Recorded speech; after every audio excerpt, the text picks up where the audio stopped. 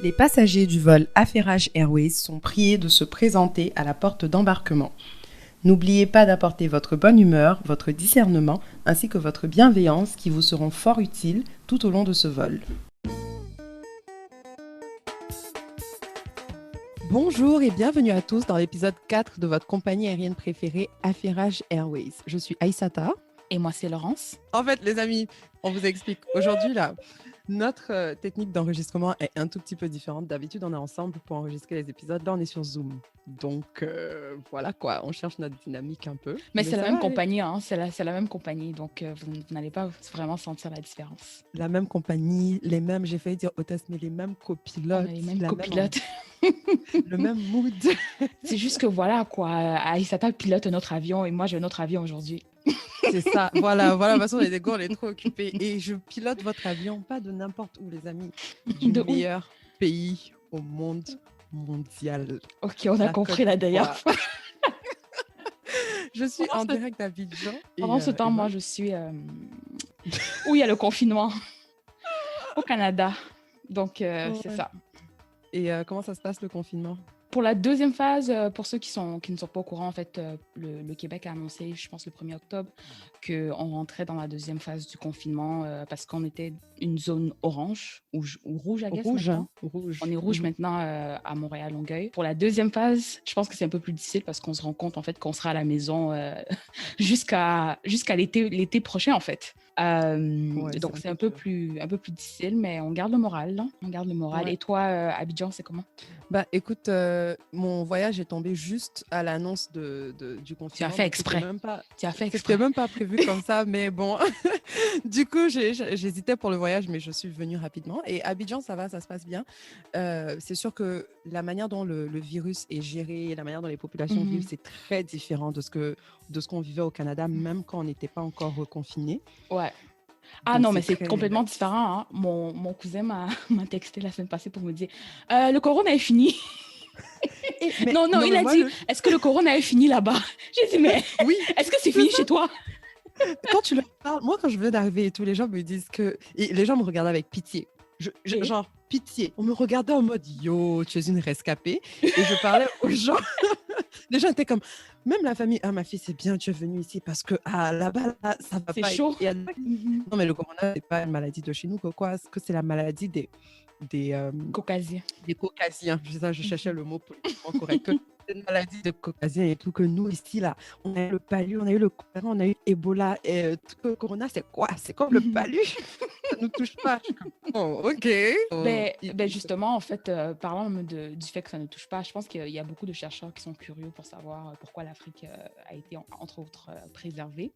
Et c'était même dans les nouvelles il y a quelques semaines, là, que des chercheurs et je pense que même le chef de CDC Afrique, qui est le Centre africain de contrôle de prévention des maladies, ils ont avancé en fait plusieurs hypothèses pour expliquer en fait pourquoi le corona ne s'est pas bien répandu en Afrique, entre guillemets. Là. Et en fait, ils disaient justement parce que la mobilité sur le continent est difficile, donc entre autres, les mauvaises routes qu'on a, le manque d'infrastructures qu'on a sont devenus des bénédictions en fait. Oui. Et le fait que justement la population aussi soit jeune, on a notamment sur le continent en général 5% de la population qui a plus que 65 ans et comme on le sait, la maladie affecte principalement les personnes âgées et aussi le fait en fait qu'on vit dans des familles intergénérationnelles, donc c'est commun en fait sur le continent d'avoir la grand-mère qui vit sous le même toit que les parents, que les enfants, que les petits-enfants, alors qu'ici au Canada, je ne dirais pas, c'est pas pour stéréotyper ou quoi, mais généralement les personnes âgées malheureusement sont entassées en fait dans des maisons de retraite. Et en fait, on constate justement au Canada que le taux de mortalité dans les maisons de retraite est hyper fort en fait. Donc en tout cas, c'est quelques hypothèses qui expliqueraient pourquoi le continent n'a pas trop été affecté. Mais je pense qu'il y a d'autres personnes, même toi, tu me disais plutôt que c'est peut-être aussi parce qu'on teste pas assez. Mais même en Afrique du Sud où ils testent beaucoup, on voit que le taux de mortalité est beaucoup plus bas. Je pense que c'est 3 fois plus bas que le Canada. Donc, c'est sûr que il y a quelque chose, en fait, sur le continent qui fait que les gens soient un peu plus résistants.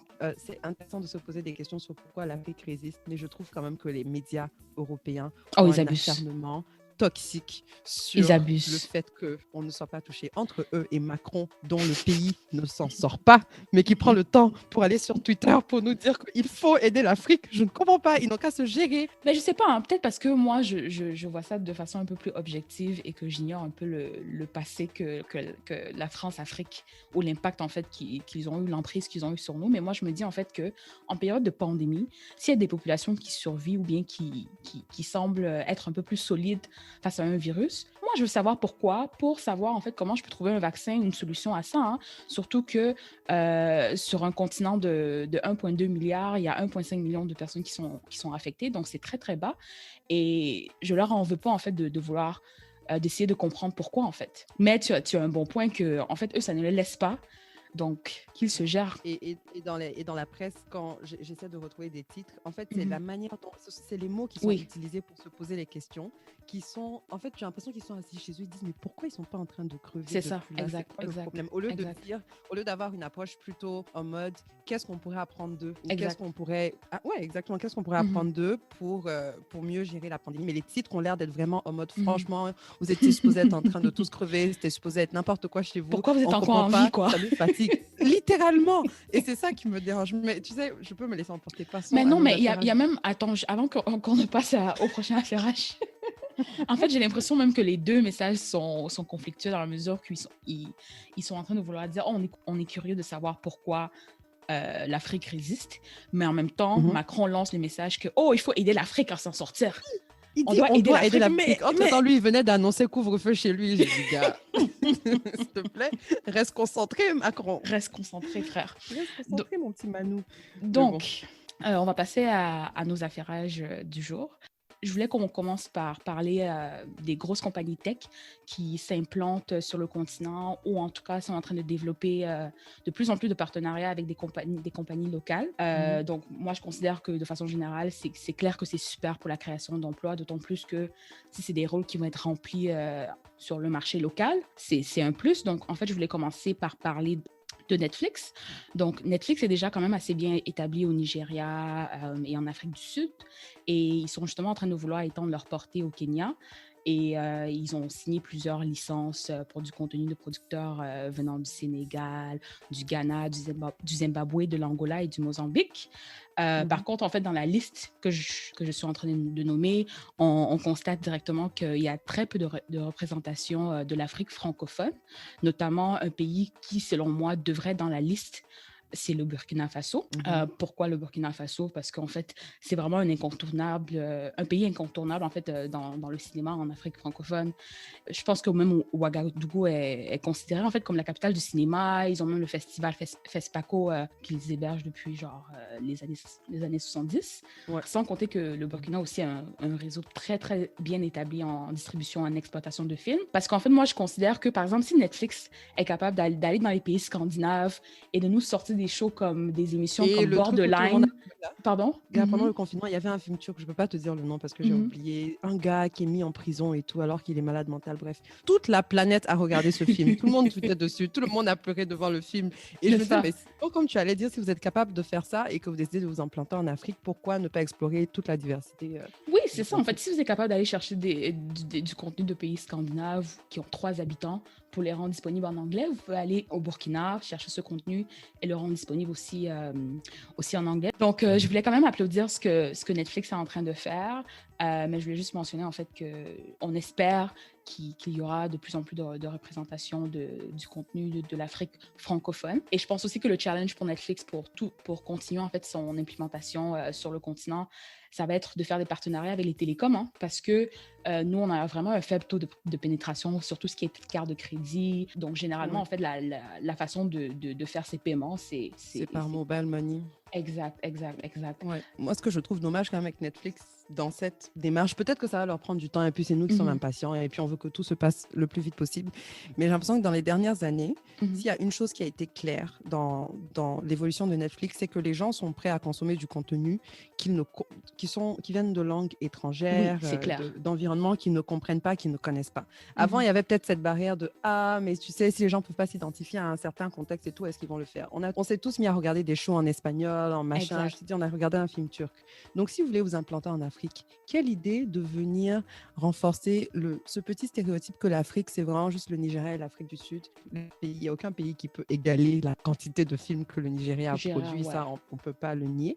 Mais comme tu as dit, le Burkina Faso, c'est une machine. Le Burkina a énormément de bons films. Énormément. Parce que les acteurs burkinabés jouent bien, la qualité des films est bien. Ils ont énormément de bonnes séries. Dans d'autres pays, il y a plein de contenu qui peut être exploité. Et même quand ils ont fait leur campagne de lancement Netflix Nigeria, Netflix Afrique, selon eux. Je pense qu'ils ont appelé ça Netflix Naija, là. Ah, c'était Netflix Naija. Oui. Mais non, parce qu'il y avait une autre campagne où il y avait et des acteurs nigériens, mais il y avait aussi des acteurs sud-africains. La fille qui a fait Queen Sono était dans certaines campagnes. Oui, je pense que je me souviens avoir vu ça. C'était Afrique. Et il y avait tout un truc sur Internet où les francophones disaient, mais et nous, on est là et on consomme tout ce que vous postez.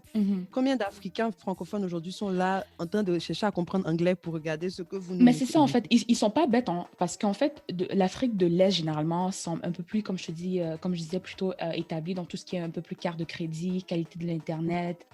Et je pense, en fait, que quand Netflix regarde son plan stratégique, il se dit, en fait, on commence par les pays où, justement, il y a cet accès qui est un peu plus facile. Et en Afrique francophone, c'est un peu plus difficile, surtout même qu'en Afrique francophone, et je pense que même l'Afrique en général, on utilise beaucoup le mobile. Donc, ça veut dire que, par exemple, imagine que tu streames un film Netflix de ton mobile. Ça coûte beaucoup en données, c'est très cher. Et justement, même quand je lisais sur ce qu'ils veulent faire un peu comme YouTube fait, dans la mesure où tu peux downloader tes films pour les regarder hors ligne. Ouais. Donc, moi, je pense qu'ils essaient quand même de s'adapter, mais je pense que ça va quand même prendre du temps, malheureusement, pour qu'on les remarque en Afrique francophone. Ouais. Et puis, dernier truc, je me dis aussi, même si c'est cette optique-là, l'histoire, encore une fois, a prouvé que les communautés anglophones et internationales sont prêtes à regarder des trucs qui viennent de l'Afrique francophone, parce que l'exemple, c'est Maîtresse d'un homme marié. Maîtresse d'un homme marié qui est sur YouTube, toute l'Afrique, sans exception, a regardé cette série. Exact. Donc, même si en attendant, les gens dans certains pays d'Afrique francophone n'ont pas accès au contenu qui va être publié là-bas, ils vont quand même se faire de l'argent parce que les gens des autres pays vont regarder. Il faut juste trouver ce contenu, peut-être il n'y en aura pas en masse, mais il faut aller trouver ces contenus-là qui sont assez intéressants pour que les autres communautés regardent. Et puis, une fois qu'ils seront bien adaptés aux autres marchés d'Afrique, là, ils peuvent augmenter leur répertoire. Mais en tout cas... Non, ça fait du sens. Et je pense que aussi, pour rebondir sur ce que tu dis, on a justement Disney qui est en train de faire le contraire. Donc, Disney, ils ont signé un accord de collaboration avec Film One Entertainment, qui est une compagnie, encore une fois, nigériane, pour distribuer les films de Disney au Nigeria, au Ghana et au Libéria. Et en fait, justement, l'accord a pour but de faire la promotion en fait, du contenu des studios de Disney comme Walt Disney, Pixar, Marvel. Donc, en fait, eux, ils décident carrément en fait, de mettre leur contenu ou en fait de distribuer leur contenu sur le continent. Donc, c'est vraiment une stratégie contraire à celle de Netflix. Ouais. Moi, je suis plus pro contenu local ou comparativement à ce que Disney fait, mais en même temps rendre accessible à tous les films de Disney. J'ai pas de problème avec ça, là. Ouais, franchement, ils peuvent rendre accessible, mais ouais, bon, je pense que je suis un peu plus vers l'approche de Netflix, sauf si avec le temps, peut-être qu'après Disney va se dire, OK, on va essayer de produire du contenu. Une fois qu'on aura bien distribué, peut-être qu'on va essayer de produire du contenu qui reflète un peu plus, je sais pas, les pays africains. Mais en même temps, Disney, c'est un univers. Donc, c'est tout un univers, donc je peux... C'est pour ça que je trouve curieux même le fait qu'ils font même l'effort de vouloir distribuer leurs films sur le continent, parce que je me dis qu'il ne faut pas nécessairement monétiser ça beaucoup. J'ai l'impression qu'en général, Disney, en ce moment, ils sont dans cette vibe où ils veulent, en dehors même du continent, ils veulent juste distribuer, imposer leurs films partout. Oui. Ils ont fait leur plateforme, ensuite ils ont fait le partenariat avec Beyoncé, Black King qui va tirer. Regardez, vous me stressez maintenant, j'ai du mal à dire le nom de ma Dis ce que ta go a fait, dis ce qu'elle a fait. Bon, on va parler de l'après, mais tellement, elle m'a déçue. Mais bon, donc ils ont fait le partenariat avec elle, ensuite ils ont sorti Mulan, et puis pour la sortie de Mulan, ils l'ont pas sorti au cinéma, il fallait être abonné sur leur plateforme et payer. Donc j'ai l'impression qu'ils veulent vraiment imposer leur contenu partout. En fait, ils veulent lancer le signal à Netflix, à HBO, à Hulu, à Crave, à Prime Video, qui sont dans la course en fait. Ouais. Donc je pense qu'ils le font bien. Peut-être que moi, je ne suis pas une grosse fan de Disney, mais vite fait. Est-ce que tu as vraiment envie de payer un abonnement et puis tu vas te regarder des films Disney Marvel à longueur de journée? Tu n'es pas fatigué à un moment donné? Je pense que pour notre génération, le marketing de nostalgie va être ce qu'on va Ouais. voir de façon continue là. Et je pense que Disney capitalise sur ça pour permettre aux gens de revoir ce qu'ils ont vu en grandissant. C'est sûr que si tu n'as pas grandi en regardant ce contenu, ça va pas te parler. Mais pour ceux qui ont grandi en regardant Raven, par exemple, That's so Raven. exact. Je pense que, je pense que tu voudrais encore revisiter ce genre de contenu. Oui, effectivement. Et finalement, je pense qu'on avait la dernière compagnie tech dont je voulais parler et non la moindre. En tout cas, celui qui a créé, c'est ton meilleur ami. Marco. Marco, tonton Marc. Je ne le supporte pas. Donc, donc Facebook a annoncé qu'ils vont ouvrir des bureaux à Lagos en 2021. Donc, le Nigeria, c'est devenu le Paris. Ah, le Nigeria, partout, hein, et c'est bien mérité. Hein. Comme les Nigérians disent là, Nigeria no they carry last, qu'ils ne seront jamais derniers, quoi.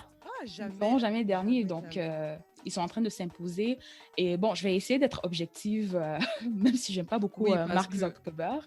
L'homme d'affaires, en tout cas, je ne le connais pas personnellement. Parce que moi, j'ai toujours considéré que Mark Zuckerberg, c'est, pour ceux qui se souviennent avoir lu le livre de Frankenstein quand ils étaient jeunes, c'est un savant ou un scientifique qui a inventé un truc en voulant bien faire, mais on dirait qu'il a perdu le contrôle de son invention, quoi.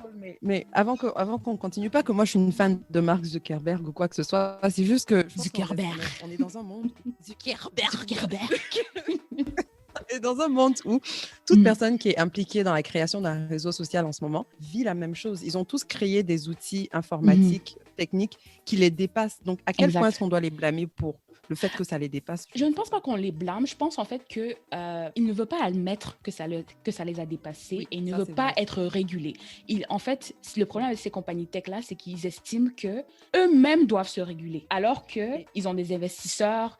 Tu ne peux pas servir tes investisseurs et tu ne peux pas protéger le consommateur en même temps. Et pourquoi est-ce qu'une compagnie tech devrait être régulée? Pourquoi est-ce qu'on pense que ça les dépasse? Je pense que le consommateur moyen ne comprend pas le modèle d'affaires des médias sociaux.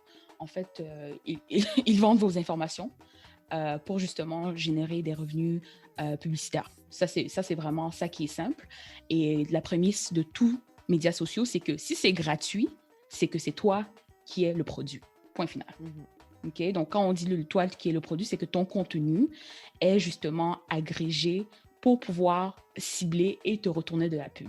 Et justement, les compagnies comme Coca-Cola, les partis électoraux, ils roulent en fait des pubs complètes et même leur budget priorise en fait les réseaux sociaux, alors qu'avant, c'était peut-être la télé ou la radio qui mangeait en fait ce budget publicitaire-là.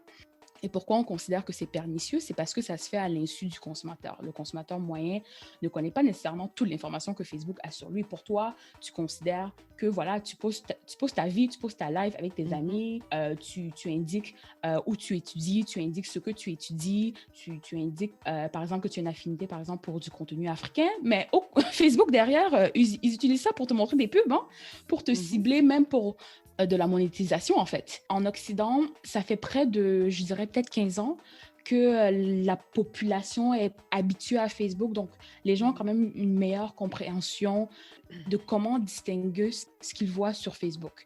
Alors que, par exemple, sur le continent où le taux de pénétration de Facebook n'est pas encore ça, quand quelqu'un voit une publicité sur Facebook, généralement, ils ne savent même pas que c'est une publicité. Quand quelqu'un voit du contenu qui n'est pas vrai, en fait, ils assument que tout vient de Facebook et ils ne savent pas que, voilà, ça vient d'un tierce partie. Et en fait, étant donné... Oui, vas-y. J'allais dire rapidement, je pense que le taux de pénétration est plutôt élevé quand même en Afrique, mais c'est juste que c'est beaucoup plus nouveau pour les gens. Veut pas, y a, le pourcentage de personnes qui sont allées à l'école, qui sont éduquées est moins élevé. Donc, je pense qu'il y a beaucoup moins de personnes qui se posent pour se poser des questions critiques de tout ce qui se passe sur les réseaux sociaux en ce moment. Où est-ce que mon information va? Comment ça se passe? Etc. Exact. Et je considère en fait que la tata moyenne ou le tonton moyen ou même la cousine de notre génération ils ont tendance à penser en fait que ce qu'ils voient sur Facebook, c'est la vérité. Et c'est ces mêmes gens-là qui, justement, vont aller voter. Donc, pour nous, en fait, avec le scandale que Facebook, par exemple, a eu, je ne vais pas trop m'étendre là-dessus, mais avec le scandale qu'on a vu en Occident ici, aux États-Unis, entre Facebook, Cambridge Analytica et leur rôle dans l'élection de Trump, leur rôle dans le Brexit, comment ils ont utilisé en fait comment ils ont ciblé en fait des électeurs potentiels et ils les ont exposés en fait à des quiz pour les convertir à voter pour notre parti. Donc, comme on le sait, quand on est en période électorale, en fait, c'est très facile. Généralement, les élections sont serrées, ce qui veut dire que pour gagner une élection, il faut convertir très peu de personnes à voter pour l'autre. Et en fait, le danger de Facebook, justement, dans un contexte africain où il y a beaucoup d'élections stratégiques qui ont lieu en ce moment, le danger de Facebook, dans un environnement où les utilisateurs ne peuvent pas nécessairement faire la différence entre ce qui est fake news, ce qui est légitime, où justement on a beaucoup la culture sur le continent de se partager l'information sans vérifier, notamment les WhatsApp qui tournent, les groupes de conversation. Donc tout ça en fait va continuer à avoir un impact sur nos élections. Et moi en fait j'estime que ce qu'on a connu aux États-Unis avec Trump et Cambridge Analytica, c'est la même chose qu'on va justement continuer à connaître. Plus le temps passe et plus Facebook s'implante sur le continent. Déjà que les élections sur le continent, no offense, mais c'est pas connu pour être le genre d'élections les plus transparentes. On est connu pour avoir des leaders qui cherchent à s'accrocher au pouvoir, à manipuler les résultats au maximum possible. Donc là, ça leur donne un nouveau levier à utiliser dans cette quête du pouvoir. Encore même, les pays occidentaux commencent à se poser la question de comment est-ce qu'ils vont réguler tout ça. La réflexion a commencé. Et nous, là, on se cherche encore dans le digital. On se cherche dans le digital. Ils auront fait du sale, du gros sale. Exact. J'ai l'impression qu'il y a plein de choses où on est en retard et tout par rapport à l'Occident, mais si au moins on pouvait apprendre de leurs erreurs et puis c'est une chose d'être en retard, mais si tu es en retard et puis tu dis ok je suis en retard mais je vais vite catch up, laisse-moi prendre le train en marche et puis on va commencer à penser aux régulations etc. Mais non, zéro. Ça va nous prendre aussi des années, des dizaines d'années pour essayer. C'est sûr que comme si on a des présidents qui ont 80 ans et plus, ça n'aide pas non plus à rester aux aguets par rapport au numérique. Ben non, zéro. Ils comprennent rien. Et pareil, justement, quand j'écoutais Mark Zuckerberg quand il est passé devant le Congrès américain, là, c'est tellement clair que même en Occident, la technologie avance beaucoup plus vite que tout ce qui est législation. Donc, imagine encore plus sur le continent. Moi, j'écoutais les questions que les sénateurs posaient à Mark Zuckerberg, mais je suis comme, en fait, toi, même Facebook, tu ne sais même pas comment ça fonctionne, quoi, à la base. C'est ça. Et tu es censé réguler quelque chose que tu ne comprends même pas. Tu comprends ce que je veux dire? Oui. Mais oui, on va voir. Mais ça, c'est un problème, même un plus grand problème. Parce que comme tu as dit, il y a trop de choses qui sont régulées par des gens qui ne comprennent que dalle. Exact. Et qui tiennent à les réguler. Et puis, on finit avec des régulations qui n'ont aucun sens. Donc, pour résumer, on est content que Facebook ouvre ses bureaux à Lagos. Mais quand même, c'est à surveiller tout ce qui se passe en fait par rapport à Facebook sur le continent et leur implication dans nos élections. Oui, 100%. Et sans tarder, on va passer à notre deuxième gros affairage du jour. Oui. Et en parlant, je me rends compte qu'on a un thème récurrent et que clairement, l'épisode va s'appeler Naija des Carrie Last. Because... Alors, le deuxième thème, on est là, on rigole et tout, mais bon, c'est un peu moins joyeux. Et c'est quelque chose dont on ne pouvait pas se passer de parler. C'est la révolution ou le mouvement qui a lieu en ce moment au Nigeria, que vous avez sûrement vu passer sur les réseaux sociaux avec le hashtag #EndSARS. Et je vais essayer de ne pas passer trop de temps à donner des faits parce que j'ai l'impression que moi, je n'ai vu que ça partout où je me connectais. Donc, la majorité des faits sont connus, mais on ne sait jamais. Peut-être aussi que l'algorithme sait clairement ce que j'aime consommer, donc il m'en donne des tonnes. Mais en gros, depuis quelques semaines en particulier, les jeunes Nigérians sont en train de manifester contre SARS, qui est une brigade qui a été instaurée par l'État il y a bien longtemps, dans les années 90 au Nigeria, pour combattre les hauts taux de criminalité. Parce que je pense que tout le monde est au courant que le Nigeria est quand même connu pour être un de ces pays-là où les vols à main armée, la violence, la criminalité, chaud là-bas. C'est très chaud. C'est les pays où on te parle de kidnapping comme ça, quoi. Genre, c'est normal. Et donc, le gouvernement a mis cette brigade-là en place. Et depuis que cette brigade a été mise en place, elle a quand même commis énormément d'abus. Donc, il y a eu des histoires de violence en général, d'assassinat, de kidnapping, d'intimidation. Vraiment, je vais vous passer les détails. Il y a énormément de témoignages sur les réseaux sociaux et ça donne la chair de poule. Et donc, récemment, il y a eu beaucoup de manifestations qui se sont passées et sur les réseaux sociaux et en personne. Donc, sur les réseaux sociaux, il y avait le hashtag #EndSARS qui circulait partout. Les gens partageaient des témoignages pour essayer de sensibiliser les gens sur pourquoi est-ce que cette unité-là est vraiment horrible. Ils faisaient des demandes très claires au gouvernement. Ils voulaient que cette unité soit démantelée et qu'il y ait de nouvelles techniques mises en place pour gérer la sécurité, mais ne plus avoir à vivre la violence de SARS. Et en personne, c'était des manifestations. Donc, il y a eu énormément de manifestations et au Nigeria, et dans les pays occidentaux, il y en a eu à Londres, il y en a eu au Canada, vraiment un peu partout. Et c'était des manifestations pacifiques qui étaient vraiment dirigées par les jeunes. C'était à chaque fois, voici ce qu'on demande, voilà ce qu'on veut voir, on est fatigué de SARS. C'était clair et consistant à chaque fois, ce qui est très différent de d'autres mouvements, surtout que c'est un mouvement qui n'a pas de leader ou de visage officiel. Hein. Donc, pour que ce soit aussi consistant que ça, moi, je considère que c'est impressionnant. C'est impressionnant. Je pense que justement, le fait que le mouvement n'ait pas de leader en particulier est quelque chose qui a vraiment, pas choqué tout le monde, mais qui a été surprenant parce que, comme tu disais, c'est tellement clair. Moi, j'ai vu des trucs sur les réseaux sociaux qui listaient exactement les 5 demandes que la jeunesse avait, les 5 points. C'était clair, c'était net, quoi. Et puis, au-delà de ça, je pense que ce qui était super intéressant aussi, c'est qu'au-delà d'être une manifestation, j'avais l'impression que ce mouvement a été tout un état d'esprit. Dans le sens où, oui, les gens sur les réseaux sociaux ont partagé des témoignages, oui, les gens sont allés manifester, mais il y a aussi eu plein de blogs, de médias qui ont changé toute leur ligne éditoriale pour ne plus parler de sujets qui étaient forcément légers et tout, mais pour s'adapter à #EndSARS, ou des artistes aussi, les artistes qui ont été très, très, très, très présents dans le mouvement, notamment Wizkid, Davido, Tiwa Savage, Falz, franchement, tous les artistes. Je pense que ça témoigne de la solidarité nigériane. Depuis le début, chaque célébrité nigériane, ou la plupart en tout cas, utilise son pouvoir au maximum pour faire ce qu'il peut. Oui, c'est vrai. Et ça, franchement, c'est à féliciter. Parce qu'il y a même Wizkid qui a son album qui est censé sortir depuis ça, c'est mon mari, la nuit des temps. En tout cas, l'album est censé sortir depuis la nuit des temps, dans le sens où ça a été annoncé plusieurs fois sans donner de date officielle. C'était tout le temps bientôt. Et puis là, je pense qu'on avait enfin une date et il a repoussé son album. Pas parce que l'album n'est pas prêt, pas parce que, si le sort, il va se faire l'argent pareil. Hein, c'est ça, exact. Mais il a dit non, le temps n'est pas aux sorties d'album. On est concentré, on a un objectif clair. Donc, c'est beau de voir ça.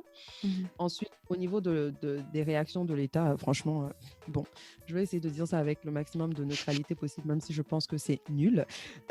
Mais l'État, en fait, j'ai l'impression qu'ils sont là, ils regardent, ils sont en mode, mais qu'est-ce qu'on fait pour calmer ces petits jeunes? Ils sont dépassés. Tonton Boari, et en fait, ils utilisent les tactiques que tous les leaders africains utilisent tout le temps. Ça veut dire qu'on ne sait pas ce qui se passe, ce n'est pas nous, on n'a rien fait. C'est du fake news. Avant même d'arriver dans les fake news, au début, ils ont fait genre, OK, vous voulez du changement, on va vous donner du changement, on va démanteler SARS. Tout le monde est en mode, OK, ouais, whatever. Le même jour, ils disent que oui, on a démantelé SARS. Mais on annonce que... What? Avec les mêmes policiers. Non, mais je veux dire, le peuple africain, qu'est-ce qu'on a fait pour mériter autant de manque de respect?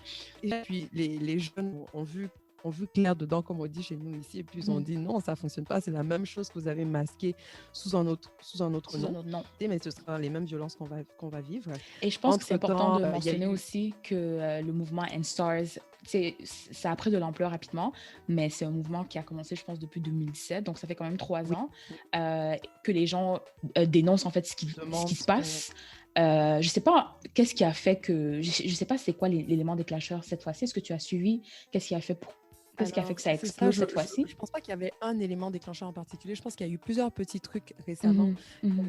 Et je sais aussi que pendant le mouvement Black Lives Matter aux États-Unis, le mouvement Black Lives Matter, ça dure depuis longtemps, mais pendant la dernière vague qu'il y a eu lorsque George Floyd est décédé, c'était en même temps que plusieurs dénonciations. Je ne sais pas si c'était SARS en particulier, mais contre la police nigériane, parce qu'il y avait eu plusieurs. Il y avait eu la petite Tina qui était décédée. Il y avait eu le hashtag Justice for Tina. Et Tina, c'est un policier qui lui avait tiré dessus. Et la petite est morte, elle avait 16 ans. Et je pense qu'il y a eu pas mal d'événements comme ça là, pendant cette période-là au Nigeria, parce que je voyais beaucoup de Tiwa Savage, etc., dénoncer ce genre de choses. Donc je pense qu'il y a déjà eu ça. Et si je ne me trompe pas, il y a eu plusieurs petits trucs récemment qui ont fait qu'au bout d'un moment donné, ils ont dit non, on va prendre les choses en main et puis on va essayer de gérer.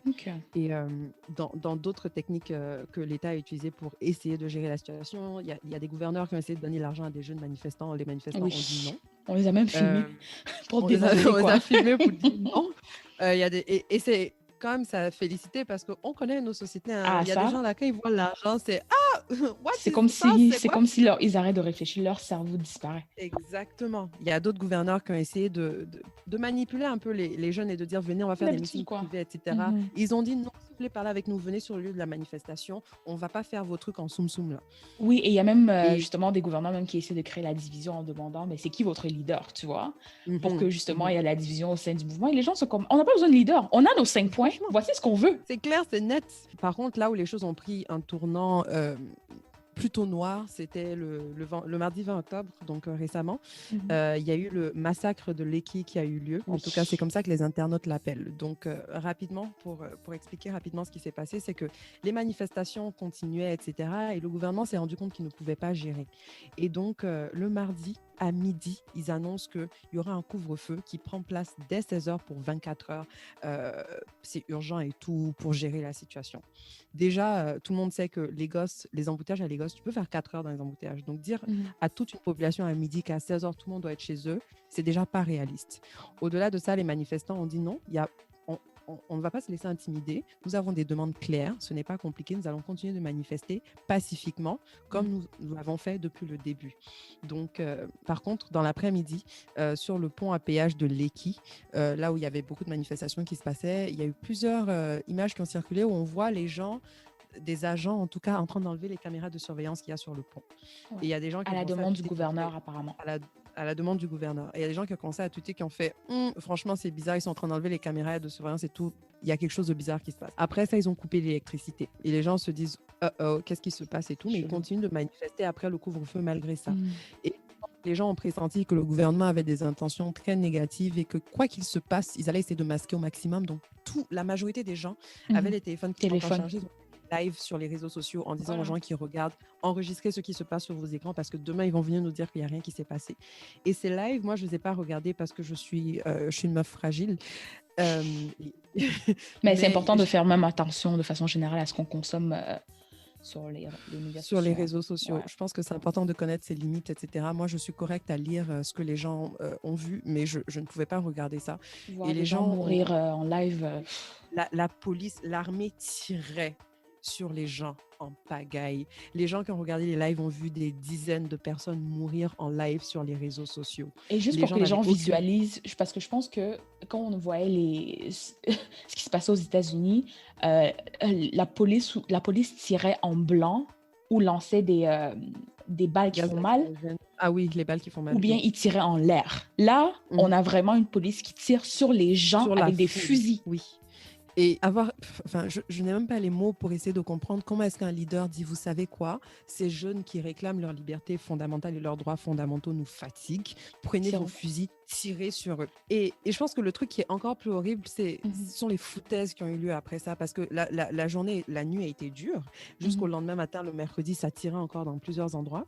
Et le lendemain, tu vois sur le compte Twitter de l'armée, tout ce que les gens ont tweeté là, ils ont écrit en gros dessus fake news. Les gens disent, mais comment ça fake news? On a vu les gens mourir en live, vous nous dites fake news. Le président a pris 10 000 ans avant de s'exprimer. Certains ont même dit que les lives sont faux et que c'est photoshopé. Comment tu photoshopes un live? C'est ça. Il y a un gouvernement. C'est ça. Là, ils ont dit que live est photo. On sait qu'on est avancé technologiquement, mais quand même, s'il vous plaît, comment tu peux photoshopper un live? Ou le gouverneur, le lendemain, un gouverneur de Lagos qui est allé voir des sinistrés à l'hôpital. En tout cas, que ce qui s'est passé, c'était fait par des forces qui sont au-delà de son contrôle. Mais de quoi? Donc lui, en fait, il va à l'hôpital pour dire Yako, quoi. Ouais, pour dire Asia. Et hier, le président, c'était le jeudi 23, donc 2 jours après, le président s'est enfin exprimé. Honnêtement, Je Ça m'a n'ai même pas vu le surpris, hein. discours, mais tout ce que je sais, j'ai vu les retours du discours. Tout le monde est absolument fâché parce qu'apparemment, c'était un discours plein de foutaises où il n'a Mhm, pas pris, il n'a pas assumé ce qui a été fait. mhm. J'ai vu aussi que le président a tweeté parce qu'il y a beaucoup de personnalités internationales qui ont commencé à s'intéresser au problème, au-delà des personnalités musicales, des stars Oui, et oui, tout. oui, Il y a même eu Hillary Africa, Clinton, là, elle était sur il y a Twitter en train Piqué, de il y taguer a le président du Buhari. Ghana, Ouais. c'est ça, Buhari, il y a le président du Ghana qui a dit que bon, ils vont essayer de voir ce qui se passe et tout.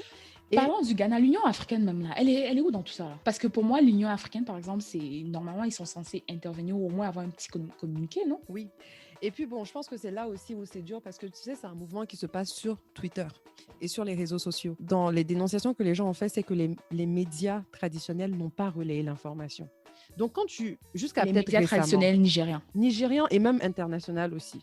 Tu trouves? Parce que moi, j'ai l'impression que, en tout cas à l'international, l'information est bien, bien relayée. Les critiques que moi j'ai vues des Nigérians, c'est que d'un point de vue local, à la télévision nigérienne, c'est comme si it's business as usual, comme on dit, quoi. Ouais, ouais.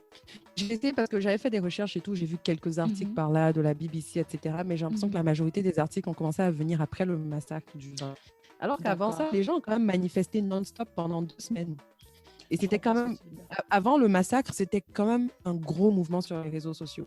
Mhm. Et le président Buhari disait que ouais, il faut que les autorités internationales essaient de bien comprendre ce qui se passe et ne pas se baser sur des allégations avant de se hâter à juger. Donc À c'est juger, vraiment du gros n'importe quoi je te jure. en ce moment et on a des jeunes qui se font tuer sans raison valable juste parce qu'ils réclament leurs droits.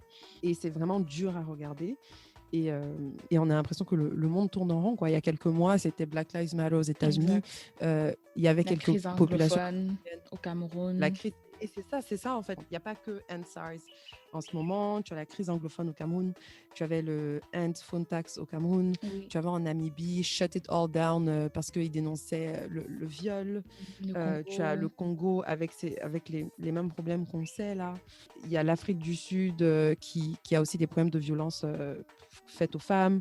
Mhm, Il y a même, enfin moi je suis en Côte d'Ivoire en ce moment, on a des élections qui sont censées, le mot-clé c'est censé se mhm. passer dans exactement une semaine. Et puis, il y a eu quand même eu quelques petites embrouilles qui ont eu lieu récemment. Donc, les gens ont peur. Euh, Tout est à tous les refaire en fait. En fait, en ce moment-là, quand j'ouvre les réseaux sociaux, je suis comme, oh non, je ferme mieux, je vis dans ma petite bulle, je suis à la maison, je travaille et puis c'est tout. C'est Parce ça, que tout est à il y a refaire. rien. Et ce qui est intéressant, en fait, Ça. c'est que le fait que ces mouvements prennent de l'ampleur sur le digital, sur le numérique, quand le continent, justement, beaucoup de pays africains avaient décidé que, voilà, le numérique, c'est comme ça qu'on va relever notre économie. Et en fait, on se rend compte qu'il y a de plus en plus de gouvernements qui ne savent pas comment gérer les mouvements qui prennent de l'ampleur sur le numérique parce que justement, ce n'est pas dans leur cours. En fait, ce n'est pas des trucs qu'ils peuvent contrôler. Donc, c'est sûr que dans les années à venir, j'estime en tout cas qu'on va avoir beaucoup de gouvernements africains qui vont commencer à restreindre l'accès au numérique ou rendre ça encore plus difficile ou plus cher, Mhm. justement parce que des mouvements comme ça, sans le numérique, ça n'aurait pas pris cette ampleur aussi rapidement. La preuve est Oui, que justement, SARS est en place depuis plusieurs années et oui. c'est depuis les 3 dernières années en fait que le mouvement commence à prendre de l'ampleur. Pareil pour la crise anglophone, c'est un truc qui dure depuis des années et je pense qu'il y a eu un momentum il y a 2 ans et franchement, c'est n'importe quoi. Ouais, c'est un couteau à double tranchant parce que franchement, pour avoir écouté plein d'émissions, c'est oui, franchement, le numérique va révolutionner nos pays, etc., nos économies. Tout, on veut former les gens dans le digital, dans le numérique. Maintenant, même quand tu parles aux gens, tout le monde est stratégiste digital, whatever Yep. that means. Oh. Community manager, gestionnaire de campagne, Je dis que à l'heure là, administrateur WhatsApp. administrateur WhatsApp.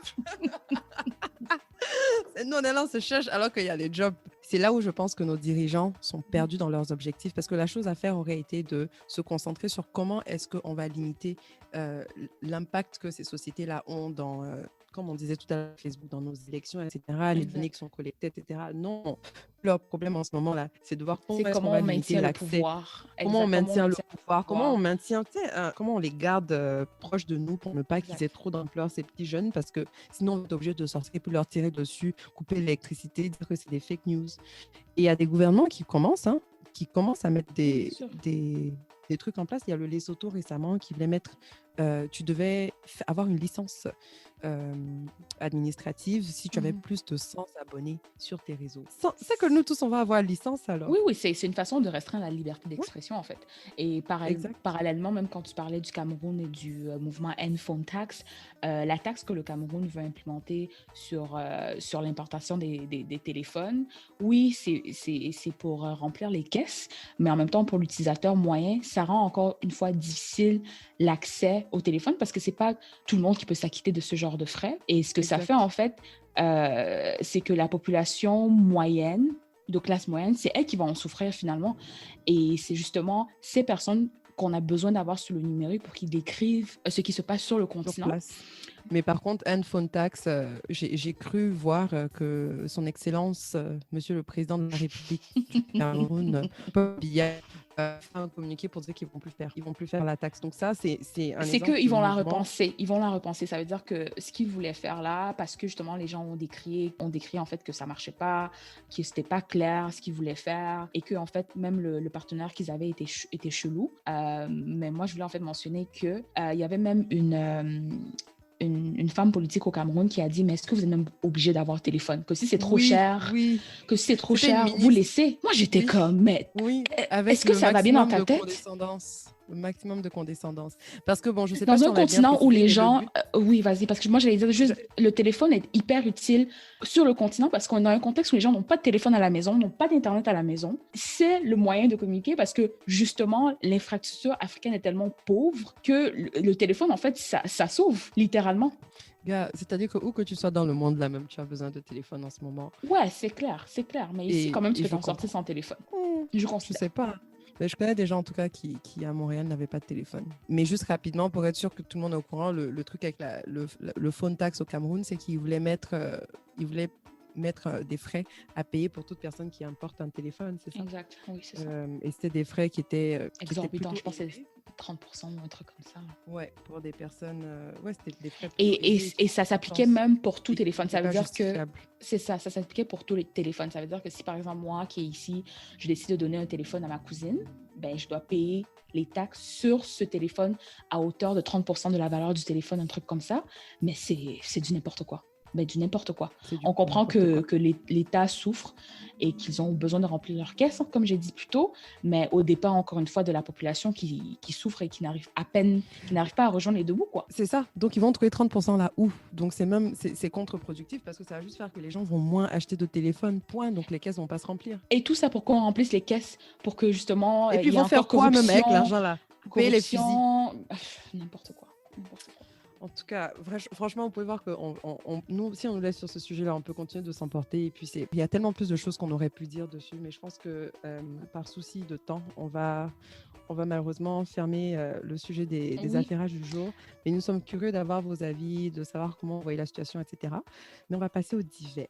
Donc, oui, mon premier divers, c'est la ministre de la Défense sud-africaine qui s'appelle Nosiviwe Mapisa. En gros, elle décide de prendre... elle décide en fait d'amener ses collègues de son parti politique de prendre l'avion et d'aller au Zimbabwe avec eux sans autorisation, alors que c'était vraiment un voyage qui était mandaté pour elle, en utilisant bien évidemment les fonds de l'État. Et à son retour, elle a une mauvaise surprise où je pense que c'est le président sud-africain qui dit que tu n'étais pas censé justement faire ce voyage avec tous ces gens. C'est pas ton argent, quoi. Et voilà, on lui a enlevé 3 mois de salaire. Donc quand moi j'ai lu cette histoire, ça m'a fait rire en fait. Je n'ai pas dit vous voulez voler. 3 mois de salaire, moi franchement j'avais quand même pitié, hein, parce que je me suis dit si moi je faisais il faut travail et on m'enlevait 3 mois de salaire là. C'est pas une erreur. Une erreur, c'est quand tu fais pas exprès. Là, elle a décidé de profiter. Et le président lui a montré que c'est pas ici, ça se passe pas. Et c'est ça, on ne voyage pas aux frais Exact, on ne voyage pas aux frais du contribuable. Je suppose que ce qu'ils font, il y a sûrement des raisons politiques derrière ça. Je pense pas que c'est la première père qui pose ce genre d'action. Non, ouais. Mais quand même, j'ai trouvé ça quand même assez drôle, le fait qu'elle se fait priver carrément sur la scène publique de 3 mois de Oh salaire, la puis c'était pauvre. annoncé. Ouais. En fait, c'est tellement rare d'entendre ça chez nous que je suis dépassée. Ah non, En tout moi, cas, j'applaudis, j'applaudis. Parce que si on commençait à regarder ce que certains ministres font dans certains pays, là, même 1 an de salaire serait petit à enlever, quoi. les gens volent plus que ce qu'ils auraient gagné dans toute une vie. Je te jure. Ils Donc, volent très mal. qu'est-ce qu'on va dire? Je n'ai même pas les mots pour ça. Ce qui est sûr, on va passer au deuxième divers, qui est très rapide là. Mais il paraît, bon, il paraît pas, hein, c'est vrai. Notre très cher pays qu'on aime beaucoup, le Sénégal, a demandé à inscrire son plat national que nous connaissons tous, le thieboujen. Donc, il y en a qui appellent ça le tchèp au poisson, le riz au poisson, etc. Dans le patrimoine mondial culturel immatériel de l'UNESCO. Moi, quand j'ai vu ça initialement, en fait, je me suis dit, Tchèp, c'est pas pour diminuer le Sénégal ou quoi que ce soit, mais dans ma tête, c'est du riz, quoi. C'est du riz au poisson. Moi, je considère qu'il n'y a pas un peuple sur cette planète qui ne mange pas de riz et qui ne mange pas de poisson. Ce n'est pas du manioc, ce n'est pas un ingrédient qui est méconnu, quoi. Et pour moi, c'était ça ma réaction initiale. Moi, j'adore le tchèp. Ça, je parle en tant que quelqu'un qui quitte ma région. Je traverse le Sahara, les chutes de Niagara pour aller loin, loin, loin à Montréal dans un restaurant sénégalais acheter du tchèp. Donc, j'adore le tchèp. Ce que je suis en train de vouloir dire, en fait, c'est que quand je pense à des plats à souligner ou à mettre en valeur, pour moi, l'UNESCO, quand je pense à l'UNESCO, pour moi, c'est le Taj Mahal, le Machu Picchu. Donc, c'est des trucs. Et maintenant, c'est le tchèp. Et à côté, il y a riz au poisson, quoi. Non, mais tu sais, on en a parlé un peu hier. Moi, honnêtement, je comprends. Parce que je trouve que oui, bon, il y a plein de peuples qui mangent du riz et du poisson. Mais honnêtement, nous tous, on sait que la manière dont les Sénégalais font leur tchèp, là, ce n'est pas égalable. Parce qu'on a plein de pays qui font des versions Shintok, si on peut dire ça comme ça, entre le Ghana et le Nigeria, qui font leur guerre du jollof. Jollof rice. C'est un peu la même essence, mais c'est loin d'avoir le même goût. Le tchèp, c'est vraiment l'élite dans ce genre de riz-là. En Côte d'Ivoire, on a le riz gras qui est censé être un peu pareil, mais c'est loin d'avoir le même goût. Il n'y a rien qui est comparable au tchèp. On va se dire la vérité. Et moi-même, comme toi aussi, je vais contre vents et marées chercher les restos sénégalais pour m'acheter mon tchèp parce qu'ils le font de manière unique, même si tous les autres gens ont les mêmes ingrédients. Ouais, non, c'est clair, je n'en disconviens pas. Ce que moi aussi, je voulais quand même ajouter, c'est que je pense aussi que par rapport au Sénégal, c'est quand même un plat phare. Et moi, j'avais même la réflexion que si on prenait le Cameroun, on demandait aux Camerounais de sélectionner un plat, on a tellement de plats divers qu'on on n'allait même pas s'entendre sur un plat. Je ne sais pas pour toi, en Côte d'Ivoire, si ce serait la tchéké nécessairement, mais s'il y avait quelque chose à rentrer dans l'UNESCO, ce serait quoi pour vous en termes de gastronomie? Je pense que ce qui mettrait tout le monde d'accord, ce serait la tchéké. La tchéké. Ouais, parce que bon, c'est sûr que c'est un plat qui vient d'une région particulière de la Côte d'Ivoire, mais c'est quand même l'aliment, le plat qui est peu unique à notre pays, j'ai envie de dire. Même quand les gens mangent la tchéké en dehors de la Côte d'Ivoire, ils disent qu'ils mangent la bouffe ivoirienne. Quand tu dis aux gens Côte d'Ivoire, ils disent attiéké. Je trouve que ça reste bien pour le Sénégal de faire ça parce que ça montre qu'ils comprennent que... Parce qu'ils font ça pour attirer les touristes, etc. Et puis ils ont compris que c'est là-bas qu'ils vont se faire de l'argent. Donc franchement, félicitations aux Sénégalais. Moi-même, je vais bientôt à Dakar, j'y vais demain. Donc je m'en vais manger mon tchèp. Au calme, quoi. Mais franchement, sur le continent, de façon générale, je pense qu'il y a quand même un gros potentiel sur tout ce qui est tourisme gastronomique. Et je pense qu'il faut investir là-dedans. Parce que si on n'a pas les infrastructures, au moins, nourriture, c'est quelque chose qu'on a, quoi. C'est ça. Donc, je pense que c'est eux qui ont compris. On se moque là, mais en fait, c'est eux qui ont compris comment s'y prendre. Exact. Donc, on va passer à nos découvertes musicales. Aïssata, tu veux commencer avec la tienne? Crush musical. Crush. Ok, bon, j'y vais. Alors, mon crush musical... qui est mon crush depuis que j'ai découverte cette année, qui vient de sortir un album. C'est la magnifique Loose and the Yakuza. Donc, Loose and the Yakuza, c'est une artiste de hip-hop qui est congolaise, rwandaise, belge, et qui... hip-hop, mais son son est très varié dans ce qu'elle fait. Ouais, il y a beaucoup elle est très artistique. Et j'écoutais même, parce que moi, bon, je pense que là, vous avez compris, mais quand j'aime les gens, je regarde toutes leurs entrevues. Et dans une de ces entrevues, quelqu'un lui demandait c'était quoi son style musical et tout, est-ce qu'elle se cherche musicalement? Elle était comme, ouais, et elle espère ne jamais se trouver musicalement, parce que c'est dans cette exploration-là qu'elle ressort son meilleur travail. Donc, il y a des moments où elle chante, il y a des moments où tu as l'impression qu'elle rappe, pas qu'elle slame, mais en tout cas, elle fait un peu de tout. Des paroles qui sont super intéressantes. En français avec des beats de malade et rapidement j'ai envie de dire je suis super contente de la voir briller parce qu'on n'a pas encore assez de femmes noires dans des pays francophones qui brillent. Aya Nakamura a été comme la grosse star pendant un moment donné. Elle le restera, la star de la pop. Mais ça fait du bien de voir d'autres personnes monter dans le milieu du hip-hop un peu. Et son album qui est sorti récemment s'appelle Gore. Et il s'écoute comme une merveille, comme une merveille. Et je vous conseille de l'écouter. Et puis la fille aussi, elle a un style de malade. Genre, elle est son swag. J'aime trop son style. Donc, pour moi, elle a Gore. l'étoffe d'une star. Hein. Et elle, en fait, son image, c'est top, quoi. En fait, Ouais, elle est tellement unique dans ce qu'elle fait. Vraiment. Pour moi, c'est ça une star, en fait. C'est ça une star. Exact. À la base. Et puis, quand tu l'as su sur les réseaux, elle a l'air quand même d'avoir une bonne quantité d'authenticité aussi. Et pour ceux qui la connaissent pas, peut-être que vous l'avez entendu sur l'album de Damso, la chanson Cœur en miettes. La personne qui chante, c'est elle sur l'album de Damso. Donc, franchement, elle a une très belle voix, elle chante bien, ses musiques sont top. Donc, on encourage et puis je vous invite à aller découvrir. Et puis de mon côté, moi c'était l'album Carpe Diem que je pense que j'ai déjà écouté ça 5 fois depuis que c'est sorti. Carpe Diem est l'album d'Olamide. Je pense que c'est son deuxième album même qu'il a sorti cette année si je me trompe pas. En fait, moi ce que j'adore avec Olamide qui justement est un rappeur, hip-hopper, disons hip-hop. Et en fait moi ce que j'aime généralement avec Olamide c'est que il est très divers. Dans toutes ses chansons, je retrouve toujours cet élément traditionnel qui me fait penser beaucoup aux fêtes nigérianes, qui me fait penser à la musique séculaire en fait nigériane, mais en même temps il y met du reggae, il y met beaucoup de références de la culture rap. On sent même qu'il est fan de Kanye West dans certains freestyles des fois qu'il fait. En même temps, il y a de la street dedans. Donc, en tout cas, l'album Carpe Diem, moi, je recommande. Ça s'écoute vraiment bien. Tu peux l'écouter en famille, tu peux l'écouter avec tes amis. Donc, c'est rare, en fait, de voir de la musique hip-hop qui s'écoute bien en famille, quoi. Ça passe partout comme ça. Exact. Tu m'en avais parlé il y a quelques jours, donc moi j'ai commencé à écouter hier. Après la deuxième chanson, j'ai mis pause juste pour intégrer le fait que c'était du feu, mais c'était trop bien. Et j'ai juste mis pause, j'étais comme mais qu'est-ce qui se passe? Cet album est trop bien. Et j'ai juste mis rapidement sur Instagram, je dis ouais franchement faites-vous une faveur, allez écouter l'album. J'ai mis ça hier. Hein. J'ai déjà reçu 3-4 messages privés en mode merci de m'avoir dit d'aller écouter l'album. Donc on est des influenceurs quoi. On est des influenceuses, pilotes, influenceuses, tout terrain, wesh. Perso, dans l'album, quand moi j'écoutais la première fois immédiatement, mes préférés étaient Héroux. Héroux, c'était déjà un single dont je le connaissais déjà. Après, il y avait Unconditionally que j'ai beaucoup aussi aimé avec Peruzzi.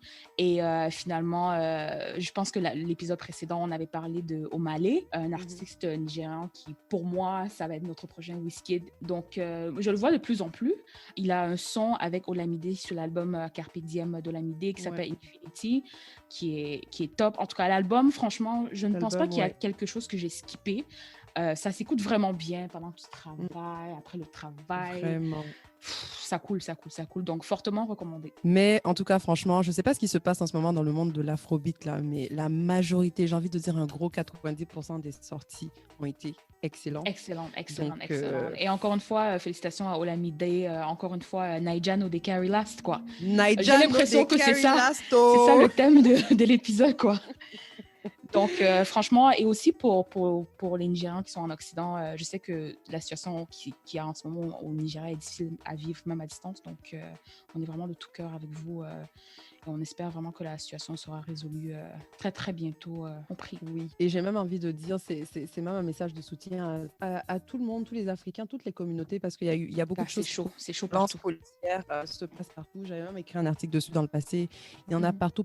Donc, faut pas penser que c'est un problème nigérien et on va les regarder de loin et puis avoir pitié de c'est un problème planétaire à la limite. Et ça fait encore plus mal même parce que voilà, quand je pense qu'avec le mouvement Black Lives Matter, c'est facile de dire c'est l'autre, c'est les Caucasiens, c'est le racisme et tout, alors que quand ça se passe sur le continent, c'est l'homme africain qui est mis face à lui-même, quoi. Ouais, donc franchement, soutien à tout le monde, restez fort parce qu'en ce moment, le cycle de nouvelles n'est pas très joyeux. Faites ce que vous devez faire pour votre santé mentale, déconnectez-vous, distrayez-vous, voyez vos amis, passez du temps avec votre famille. Et puis, clairement, la vie est courte.